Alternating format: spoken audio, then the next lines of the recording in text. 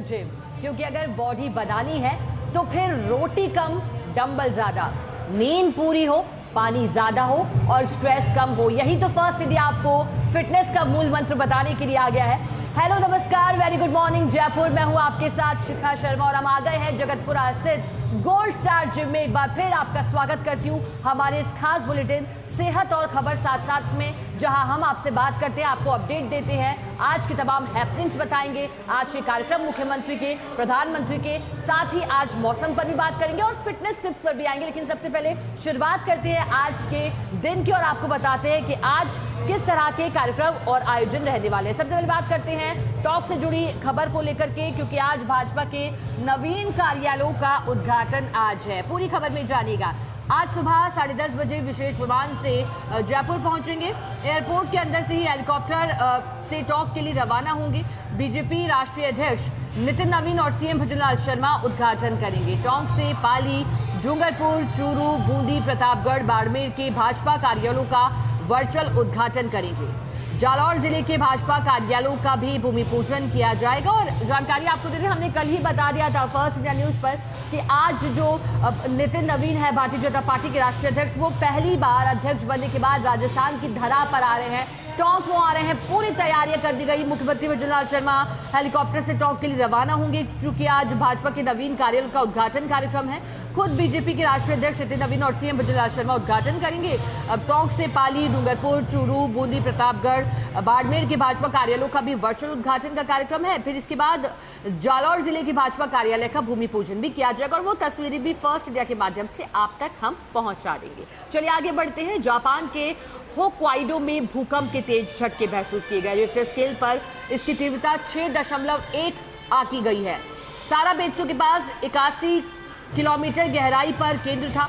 भूकंप में अब तक किसी जानमाल के नुकसान की खबर नहीं है। तो इस पूरी खबर में एक ही राहत की बात है, वो है कि किसी भी तरह के जानमाल के नुकसान की खबर नहीं है। हालांकि जो रिक्टर स्केल है उसकी तीव्रता ये बताती है 6.1। वाकई ये तीव्रता वाला भूकंप है, क्योंकि जब सिस्मोग्राफ पर इसको आंकते हैं 2 तक होता है ये, तो फिर सिर्फ कंपन का एहसास होता है। जब ये 3 के पार जाता है तो फिर आपका घर का फर्नीचर हिल सकता है। लेकिन जब ये 4 और 5 के पार पहुंच जाता है तो फिर बड़ी बड़ी इमारतों के नींव दरकने की बात, इतना ही नहीं, कई बार नींव के गिरने के चलते जो 100 मीटर का क्षेत्र उसमें तबाही की बात भी हो जाती है। और ये तो 6 के पार गया, लेकिन राहत यही रही कि किसी भी तरह का कोई नुकसान नहीं हुआ। हालांकि लोग अपनों से, परिचितों से बातचीत करते हुए दिखाई दिए, फोन पर एक दूसरे का हाल जाना है।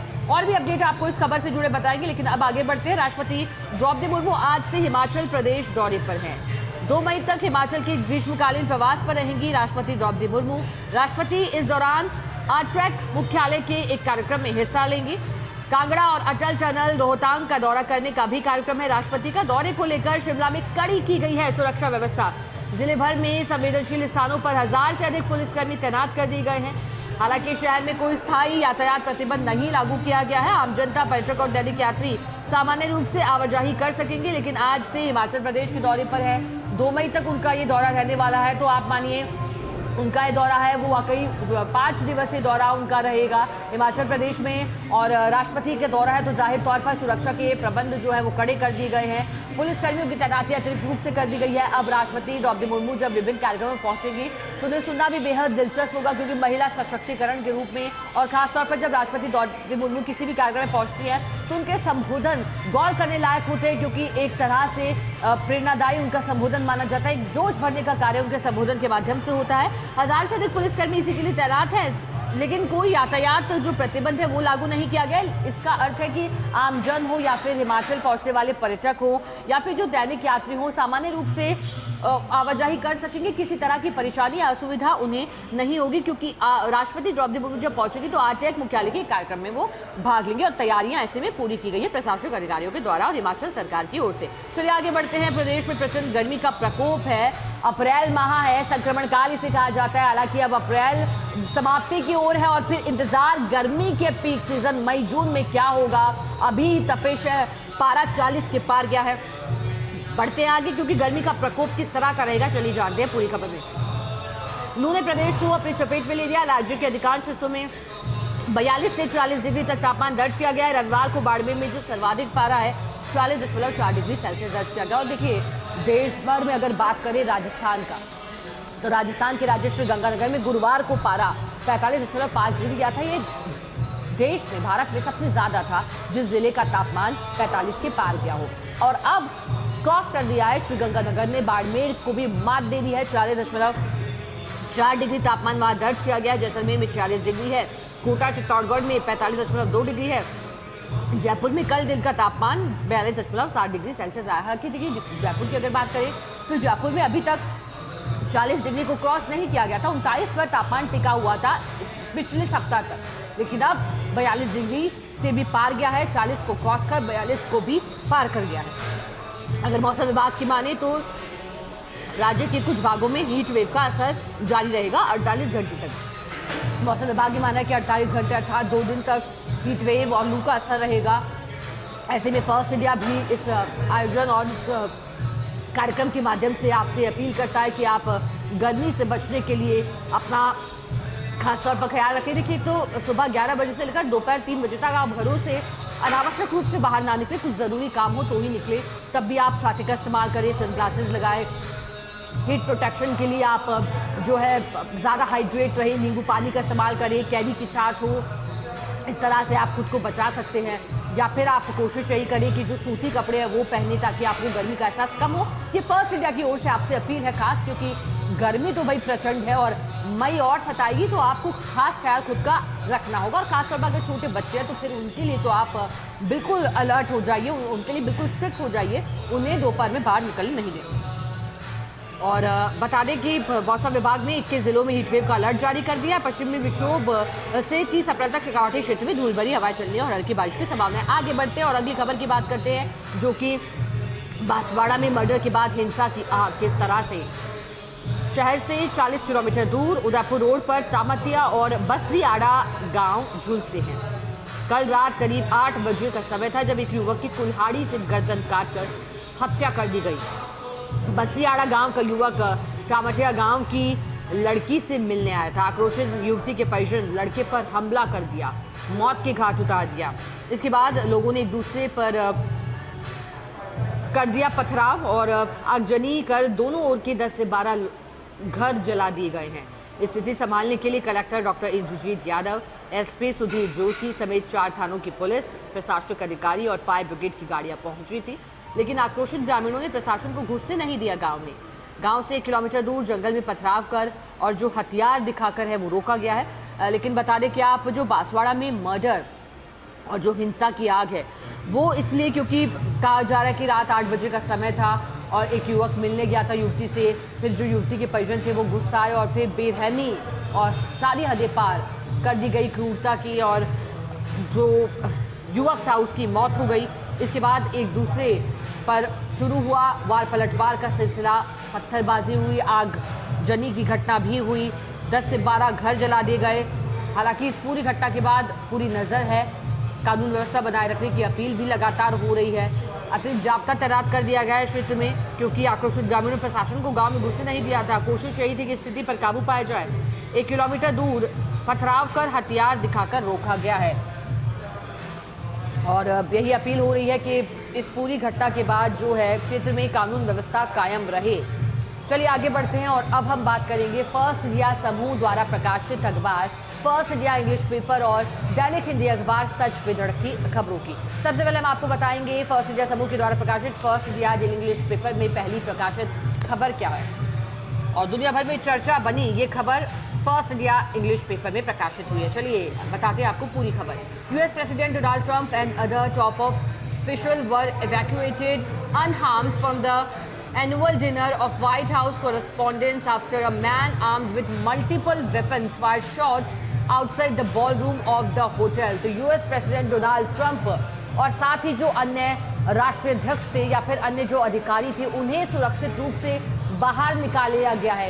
एक पैनिक की सिचुएशन क्रिएट करने की कोशिश की गई थी, क्योंकि जब अमेरिकी राष्ट्रपति डोनाल्ड ट्रंप और उनके साथ अन्य अधिकारी मौजूद थे, ये वार्षिक सम्मेलन था संवाददाताओं का जिसमें कहा जा रहा था कि डिनर चल रहा था। उस दौरान बैंकेट हॉल के बाहर ताबड़तोड़ फायरिंग हुई और एक युवक जिसके पास हथियार थे, हथियारों से लैस था, उसने बैंकेट के बाहर फायरिंग की और जो फिर सुरक्षा के लिए तैनात थे अधिकारी, उन्होंने डोनाल्ड ट्रंप को और बाकी जो अधिकारी थे उन्हें किसी तरह बचाया, उन्हें सेफली वो सुरक्षित स्थान पर लेके पहुंचे। लेकिन इस पूरी घटना ने दुनिया भर की नजरें अपनी ओर खींची थी, क्योंकि एक तरफ अमेरिका जहां बात करता है, जो अमेरिका जो विश्व शक्ति की बात करता है, अब डोनाल्ड ट्रंप पर एक बार फिर क्या हमले की कोशिश हुई है या फिर कोई और टारगेट था, क्योंकि कॉरेस्पॉन्डेंस डिनर का आयोजन किया गया था, उस दौरान शॉट फायर्ड हुए थे क्योंकि डोनाल्ड ट्रंप भी मौजूद थे, उनके अलावा अन्य लोग भी उपस्थित थे। अब कौन था, किसके निशाने पर उस युवक के कौन था, ये अभी साफ नहीं, लेकिन ये तस्वीर ज़रूर डोनाल्ड ट्रंप ने पोस्ट की थी एक्स पर, और उन्होंने इस तस्वीर को पोस्ट कर लिखा था कि जो अटैकर था उसे पकड़ लिया गया है। उन्होंने धन्यवाद भी किया था उन सभी का जिन्होंने उन्हें इस घटना से बचाया है।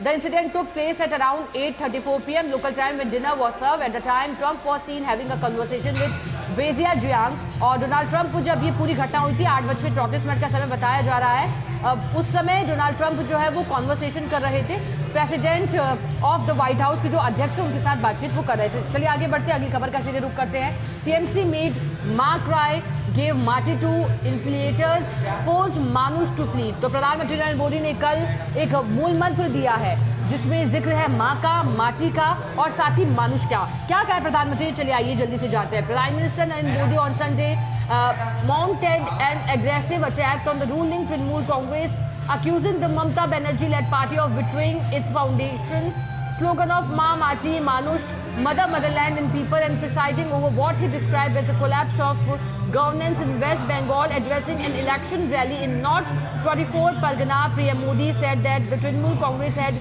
risen to power 15 years ago, evoking Mother, Motherland and People, but could not longer even utter the phrase. तो प्रधानमंत्री नरेंद्र मोदी ने, आपको जल्दी से बताते हैं, प्रधानमंत्री नरेंद्र मोदी ने कहा है माँ माटी मानुष की बात कर प्रधानमंत्री ने कहा है कि जो तृणमूल कांग्रेस है या फिर बंगाल में जो टीएमसी की ममता बनर्जी के नेतृत्व में सरकार है उसने माँ को रुलाया है, माटी को छोड़ने को लोगों को मजबूर किया है और मानुष को भी भागने पर मजबूर किया है और घुसपैठियों को माटी में जगा दिया। ये कहा है प्रधानमंत्री नरेंद्र मोदी ने जब वो रैली को संबोधित कर रहे थे, क्योंकि अभी दूसरे चरण का चुनाव पश्चिम बंगाल में बचा है, उससे पहले जब चुनावी सभा के दौरान प्रधानमंत्री नरेंद्र मोदी ने बातें कही। चलिए आगे बढ़ते हैं, अगली खबर का रुख करते हैं। When time loses its witness, Raghu Rai exits frame at 83। तो जब समय अपना साक्षी खो देता है तो रघु राय 83 साल की उम्र में फ्रेम से एग्जिट हो जाते हैं, अर्थात दूसरी भाषा में समझें तो इस दुनिया को अलविदा कह देते हैं। When the history of modern India is told in images, the lens of Raghu Rai will still be quietly present, watching, waiting, revealing from the haunting aftermath of the Bhopal gas tragedy to the intimate humanity of old Delhi's lenses. Padmashri Rai did not merely take photographs, he bore witness। तो निधन हो गया है कल रघु राय का, जो कि एक पद्मश्री से सम्मानित महान फोटोग्राफर के रूप में देखा जाता रहा, क्योंकि समय को जिस तरह से रोका उनकी तस्वीरों, जब आधुनिक भारत की बात होती है तो उनकी तस्वीरों का जिक्र होता है, क्योंकि ना सिर्फ वो तस्वीरें भोपाल गैस त्रासदी को दर्शाती थी, उसकी भयावहता को दर्शाती थी, बल्कि दिल्ली की गलियों तक उन्होंने हाल दिखाया है और उनकी फोटोग्राफी दुनिया भर में चर्चाओं में रही, क्योंकि उन्होंने ना सिर्फ फोटोग्राफ खींचे बल्कि उसे जिया भी। और कल उनका एक लंबी बीमारी से जूझते हुए निधन हो गया 83 वर्ष की उम्र में। चलिए आगे बढ़ते हैं, अगली खबर। Building tech driven future for farmers, CM Bajulal Sharma said। Chief Minister Bajulal Sharma said that the global Rajasthan Agritech Meet 2026 will be a powerful platform combining technology and agriculture, laying the foundation for a prosperous farmers, prosperous Rajasthan and prosperous India। तो प्रधानमंत्री नरेंद्र मोदी का नेतृत्व और double engine सरकार के effect के साथ जिस तरह से किसानों और अन्नदाताओं को 4 जातियों में शामिल करने की बात मुख्यमंत्री कहते हुए हैं, जब कल मुख्यमंत्री बजूलाल शर्मा ने global Rajasthan agritech meet 2026 Bengaluru और संडे को एड्रेस किया, जब प्रधानमंत्री नरेंद्र मोदी के नेतृत्व में डबल इंजन सरकार की बात मुख्यमंत्री करते, और जब कल उन्होंने बेंगलुरु में संबोधन दिया तो उन्होंने कहा कि जो एग्रीटेक मीट 2026 है वो पावरफुल प्लेटफॉर्म, एक सकारात्मक जो है पहलू साबित होगी किसानों के लिए, क्योंकि एग्रीकल्चर जो है कृषि जो है laying the foundation for a prosperous farmers, prosperous Rajasthan and prosperous India. तो मुख्यमंत्री विजयलाल शर्मा ने कहा कि जो इस तरह के आयोजन है या फिर एग्रीटेक मीट 2026 की बात करें तो ये एक प्रौद्योगिकी के लिहाज से किसानों को मजबूत करेगी, सशक्त करेगी और उनके लिए नए नए नवाचार कर उनके लिए एक बेहतरीन मंच तैयार करेगी। ये कहा है मुख्यमंत्री Vijaylal Sharma. He said that the new dimension of development are being established across all sectors in the state. उन्होंने कहा कि राज्य में जो डेवलपमेंट के विकास के लिए अलग अलग आयाम है वो लगातार स्थापित किए जा रहे हैं। चलिए ये तो थी first India daily English newspaper की खबर। अब हम सीधे आगे बढ़ते हैं, बात करते हैं दैनिक हिंदी अखबार सच बेधड़क में प्रकाशित खबरों की। तो ग्रैंड वेलकम की तैयारी है। नितिन नवीन का पहला प्रदेश दौरा। भारतीय जनता पार्टी के राष्ट्रीय अध्यक्ष नितिन नवीन सोमवार को राजस्थान के दौरे पर रहेंगे। राष्ट्रीय अध्यक्ष बनने के बाद ये उनका पहला दौरा है प्रदेश का। भाजपा प्रदेश महामंत्री श्रवण सिंह बगड़ी के अनुसार दौरे को लेकर व्यापक तैयारियां पूरी कर ली गई हैं। जयपुर में उनका पारंपरिक रीति रिवाज के साथ स्वागत किया जाएगा। पुष्कर और गंगानगर के लोक कलाकार ढोल नगाड़ों, बैक पाइपर और सांस्कृतिक प्रस्तुतियों के जरिए उनका स्वागत करेंगी, जबकि महिला मोर्चा की कार्यकर्ताएं कलश लेकर उनकी अगुवाई करेंगी। युवा मोर्चा की ओर से लगभग 5000 बाइकों की रैली काफिले की अगुवाई की, क्योंकि टॉक से कार्यालयों का वो उद्घाटन करेंगे। सुबह 10:30 बजे विशेष विमान से जयपुर एयरपोर्ट पहुंचेंगे और वो तस्वीरें भी फर्स्ट इंडिया से जुड़कर आप देख सकते हैं जब वो 10:30 बजे पहुंचेंगे अब राजस्थान की धरा और पहले अपने राजस्थान के दौरे पर। चलिए आगे बढ़ते हैं, अगली खबर की बात करते हैं। नदी में मौत से जंग, 14 साल के सौरभ ने बचाई 5 जानें, बहन समेत 3 डूबे हैं। तो मनिया थाना क्षेत्र के गडाइच गांव में रविवार को एक दर्दनाक हादसे में पार्वती नदी 3 बच्चों की जान ली गई है, जबकि 14 वर्षीय सौरभ ने अपनी जान जोखिम में डाली और 5 बच्चों को बचा लिया। सोचिए, महज 14 वर्ष इसकी उम्र है और इसने 5 बच्चों को बचा लिया, अपनी जान की परवाह नहीं करी। ऐसा जज्बा वाकई में अब काबिले तारीफ है, क्योंकि 14 साल की उम्र में हादसे में सौरभ की बहन समेत 3 बच्चों की मौत हो गई। पूरे गांव में शोक की लहर दौड़ गई है और जानकारी के अनुसार रविवार को स्कूल की छुट्टी होने के कारण 8 बच्चे गांव से करीब 100 मीटर दूर पार्वती नदी में नहाने गए थे। उसी दौरान ये दर्दनाक दुखद हादसा हुआ। चलिए, अब ये तो थी फर्स्ट इंडिया समूह के अखबार में प्रकाशित खबरें। कहते हैं कि लोहा लोहे को काटता है, लेकिन फैट को तो मेहनत ही काटती है। नमस्कार, एक बार फिर स्वागत करती हूँ आपका। हम मौजूद है गोल्ड स्टार जिम में। ब्रेक से पहले हमने बात की थी आज के दिन की तमाम खबरों को लेकर के, हैपनिंग्स, किस तरह के कार्यक्रम रहेंगे, लेकिन अब हम सीधा बिना समय गवाए बात करेंगे फिटनेस को लेकर के। हम गोल्ड स्टार जिम में मौजूद हैं और आज हमारे साथ मौजूद हैं समृद्धि चौधरी, जो कि मेंबर है। यूँ तो हम कोच से रोज बात करते हैं, ट्रेनर से बात करते हैं, लेकिन जिम मेंबर का क्या सोचना है फिटनेस पर, चलिए आपको बताते हैं। तो सबसे पहले समृद्धि जी, आपको बहुत वेलकम करती हूँ फर्स्ट डे के साथ जुड़ने के लिए। Hello, thank you so much. Hello ji, अब सबसे पहले बात करते हैं आपकी फिटनेस जर्नी को लेकर के। किस तरह से आपको मोटिवेशन मिला फिट रहने के लिए और कैसे आपने शुरुआत की, कब से आ रही हैं जिम में आप? मुझे ज़्यादा टाइम नहीं हुआ है, सच बोलूँ लगभग 1.5 महीना ही हुआ है, पर हाँ, जो 1.5 महीने की मेरी जर्नी रही है उसमें मुझे एक चीज़ पता चल गई कि कंसिस्टेंसी बहुत ज़रूरी है।